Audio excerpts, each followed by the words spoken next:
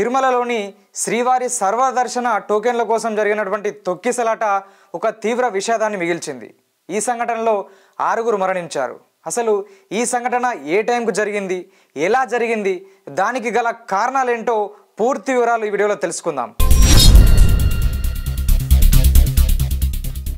ఏటా వైకుంఠ ద్వార దర్శనం కోసం లక్షల మంది ప్రజలు ఈ టైంలో వస్తారు. భక్తులు రోజుల తరబడి క్యూ లైన్లో నిల్చోవలసి వస్తుంది కాబట్టి టోకెన్ల సిస్టానికి శ్రీకారం చుట్టారు. తిరుపతి నగరంలో దాదాపు 90 కౌంటర్లు ఏర్పాటు చేశారు.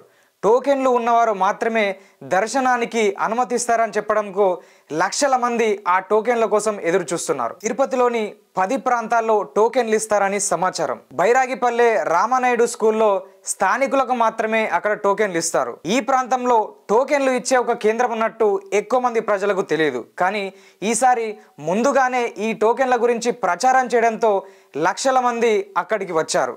బుధవారం ఉదయం క్యూ లైన్లోకి అనుమతి లేకపోవడంతో పోలీసులు అక్కడికి వచ్చినటువంటి ప్రజలను పక్కనే ఉన్న పద్మావతి పార్కులోకి పంపించారు. ఇక ఆ ప్రదేశంలో సాయంత్రం వరకు కొన్ని వేల మంది పోగయ్యారు. భక్తుల్ని ఆ పార్కులోనే ఉంచి గేట్లు మూసేయడంతో ఆ ప్రాంతం అంతా కిక్కిరిసిపోయింది. ఇక బుధవారం సాయంత్రం 7:30 గంటల ప్రాంతంలో ఆ పార్కులో ఉన్నటువంటి ఒక మహిళ తీవ్రమైన అస్వస్థతకు గురైంది. ఆ మహిళను బయటకు పంపాలని ఆమె చుట్టూ ఉన్నటువంటి చాలా మంది భక్తులు పోలీసులకు విన్నవించుకున్నారు. ఇక అదే క్రమంలో ఆ మహిళను బయటకు తీసుకురావడానికి పోలీసులు ప్రయత్నించారు. కానీ పోలీసులు చేసినటువంటి తప్పేంటంటే ఆ విషయాన్ని ఆ మహిళ కోసం మాత్రమే గేట్లు తీస్తున్నామనే విషయాన్ని అక్కడ ఉన్నటువంటి భక్తులకు చెప్పలేదు. ఆ పార్కు గేట్లు తీసినటువంటి పోలీసులు ప్రజలను అప్రమత్తం చేయకపోవడంతో అక్కడ ఉన్నటువంటి భక్తులకు ఆ గేట్లు ఎందుకు తీస్తున్నారనే విషయం వాళ్ళకు అర్థం కాలేదు.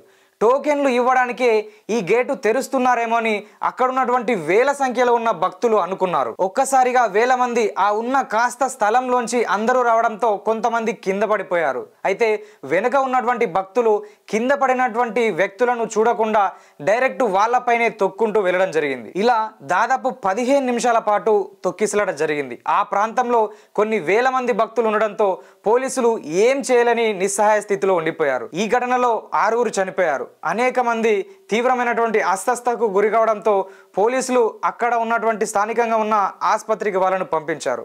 ఇక ఈ ఘటన దేశవ్యాప్తంగా ఒక సంచలనాన్ని రేపింది. ఒక దేవాలయంలో ఇలాంటి సంఘటన జరగడం, తొక్కిసలాట జరిగి 6 చనిపోవడం, అనేక మంది తీవ్రమైన అస్వస్థతకు గురి కావడంతో చాలా మంది ఈ విషయాన్ని సీరియస్గా తీసుకున్నారు.